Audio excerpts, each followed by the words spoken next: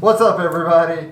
Welcome Hey, everybody. to what is obviously a very normal version, typical version of Union Stories. It's all about wrestling. And wizards and spaceships. And maybe some rock and roll. What? Another mess. What? What? I don't even know what you guys are talking about.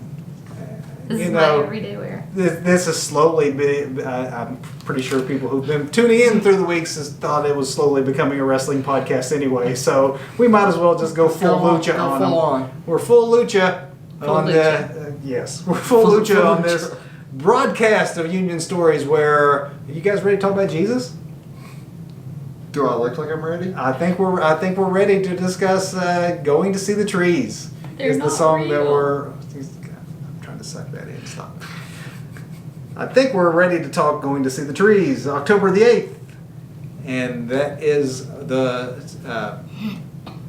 what was our first single?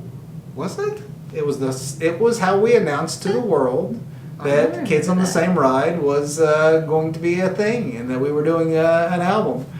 We put out Going to See the Trees as the initial single, and we did it as for a very specific reason. One, it was in our mind what we thought was one of our poppier tunes, with the piano part that Doug had going. And two, because we thought, because of the storyline in the song, that a lot of people would relate to it, so it'd be a good first step forward. But I guess before we get to that, maybe we should talk about the origin of the song. Yeah. You want to run with this one? Jesus. Sure.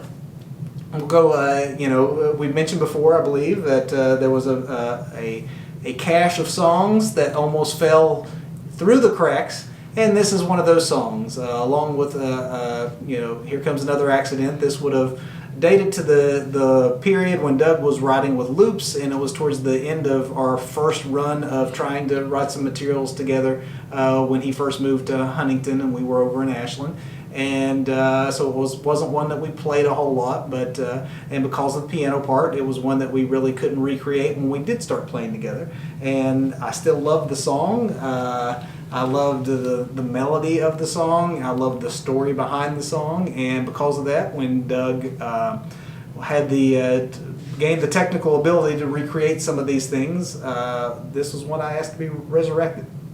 Maybe that is a bad analogy. I think it's appropriate considering subject matter. I didn't mean to do that, but yes, I guess probably so. It happened. And It's you- out there. And you did. You recreated this. I resurrected it. I was just thinking as you were talking. It sounds weird it leaves a bad taste in my mouth when you're like writing with loops. I mean, because but and the song, initially the songs were, framework just shells of songs that are so much easier to write with loops, because I thought GarageBand was the best thing ever back in the day, where I could drop this loop in here and set the key and I can play over top of it, And that that's exactly how it that was song was GarageBand built first, right? Absolutely, yeah, absolutely. So I mean, that song was originally built with GarageBand loops that probably came with one of the original versions, if not like the first version, one of the very early versions of it with loops that were built from it, and it just kind of evolved from there. But all that stuff, while musically it wasn't necessarily the best, the ideas were still there, though. Like you say, that was one that definitely, we benefited from a resurrection, Yeah. and a rebuild, $6 Million Man style, because that crashed to the ground and was in pieces when we rebuilt it, but it was bigger and better and stronger afterwards, I think. It did. It turned out great. I love the way that your harmony parts accentuate the chorus. It lent it a gospel feel to it, which is obviously intended. Lyrically, it is probably one of the more straightforward songs on the album, and in a way that I don't always write that straightforward. I try not to write very autobiographical. I try to sometimes incorporate things that I can relate to, that I think other people could relate to. But this one, along with St. Francis Bay, are two songs on the album that are completely true stories. And as such, I told them, just as I, putting on my journalism hat, which it's hard to get on top of your lucha mask. But putting on my journalism hat, I just basically did the who, what, when, where, how of the story of the Jesus tree. And I knew that it was a very impactful thing on me when I was young, and anyone who grew up in Logan in the 1980s will remember it. But for those of you who didn't, I will recap it just briefly because it's pretty much told in the song itself. But in Holden, back in the mid 80s, there was a tree that gained national fame, as it were, on our little town, in that a couple of gentlemen out for a night of drinking weren't sobered up, but they looked up and thought they saw a tree that looked like Jesus. And honestly, I thought it made a great analogy as a Rorschach test as to what it is that you do see. Were they just crazy drunkards who were seeing nothing in the leaves, or a lot of people? I mean, church groups for weeks and weeks and weeks would come out to the site and bring their vans full of people. We went a couple times myself as a kid.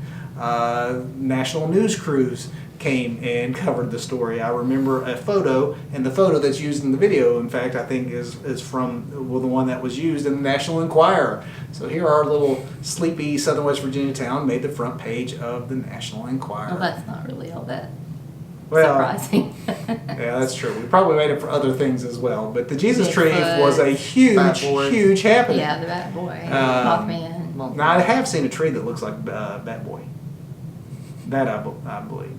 But no, it was as a kid, I remember it was just exciting that, wow, we're making the big time. And but as the song kind of laments, the fall comes and the leaves shed off the tree, and that was that. The news crews packed up, they went home, and those that lived through it remember the mass hysteria that was those couple of months. And I wanted the video to depict that as well, especially for those of you who didn't grow up in that area or that time period. And I wanted to make the connection between the lyrics and the story I was trying to tell much more clear than we maybe normally would. So that's why we one of the many reasons why we chose it as the first single.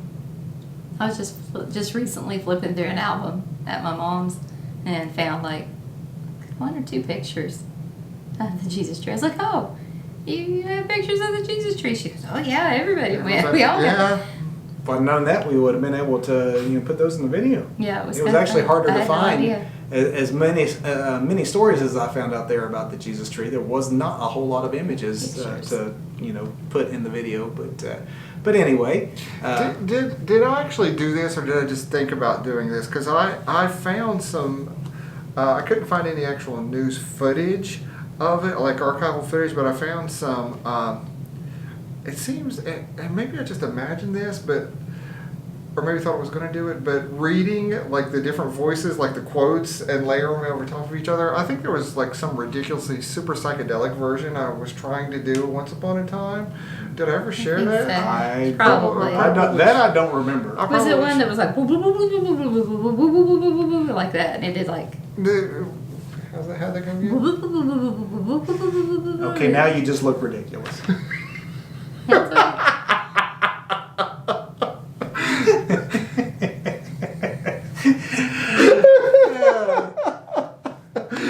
They're not Never real. mind. I'm going to hit They're the archives. spectacular. I was I was going to close by saying before we finish with going to see the tree. I don't even know if we should even bring this up, but it was our first single. It was one of our more popular songs. We got a lot of attention because it was the first thing we put out off this album. However, not only did we have to fight for it to be a single, we almost had to fight to get it on the album. Yeah. Doug at some point decided he didn't like it. Which is probably why there are 30 different alternative versions of it. I don't like this that one. I don't like almost this didn't one. I don't mention like it, this but one. why I don't is like it you this didn't one. like it, Doug? No, let's not go down that path. I think I thought it was too poppy. Yeah. I mean, and just too. I don't know, just even have a guitar part. I Yeah, think it does that's have a part of guitar it. part Yeah, too. it- I mean, yeah. I mean, I really like the piano part. It kind of bounces like it reminds me of like a poppier Beatles song. but I was just never really feeling. I recognize the potential of it and love the story behind it, but it's one of those songs that never really clicked for me. And eventually I found something that was was really ripping off Coldplay as far as the guitar part goes. It's a straight up. Wow, did he just say he ripped off? I straight up ripped off I think he Coldplay, did. which I'm pretty sure that dude always just rips off the Edge with a little bit more delay, but And then you rip off the Edge, the Edge, or So Coldplay ripping off the Edge. So it comes full circle, It really. does. But It's the circle of life. it's a circle of you too. And Beatles, and according to someone, a little Tears for Fears. No, that's No. I've never heard it, but somebody. Oh, wait a Yeah. minute. That's another reason why I didn't like it. No. See, that's why. That's See, why I didn't brought want it to up. go I thought you'd there. go I didn't want to go I there. We forgot thought about it sounded that. like sowing like the seeds. So sowing the seeds of love. Yeah, it does. The chorus does sound like that. That's does also not. why I didn't like it. It does not. It That- I doesn't completely sound forgot anything about like that. But you did start messing with it enough that there were so many versions of this song. How about now? If I do this, would you like? Like, it and didn't most of the sound time like it that to didn't. begin with. It didn't. Yeah. It It did. kind But of it ended turned- back around to something that Yeah. everyone seemed to enjoy, and not one person made that comparison. It's all in Doug's lucha head. Yeah. I haven't listened But to now we a put lot it in of your a head lot of out her there. stuff since once we finished with it, which I always thought was really odd because I saw an interview with Charlie Watts of the Rolling Stones once, and he was talking about he's never listened to any Stones albums and how he has them back catalog that's still in like cellophane wrappers and everything, where he just never listens to it after they record because he's recorded, he's played it so many times, and they take it out on tour. He really doesn't need to hear it. Sometimes I get like that with our stuff, and I completely forgot about it. Me thinking it sounded like Tears for Fears. I didn't want to go down that path. I because- completely- That's forgot what this about is. that. This is about opening ourselves up to the people that are listening. We put ourselves out there.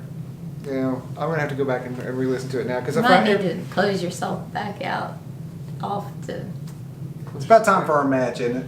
I think it is. Yeah, It's we need about to get bell ready. time. We've got a ladder match coming up. So yeah, we got to start concentrating on that. But thank you for joining us, and tune in next week as we're getting closer and closer to the end of Union Stories. But we thank you for joining us as we discuss going to see the trees.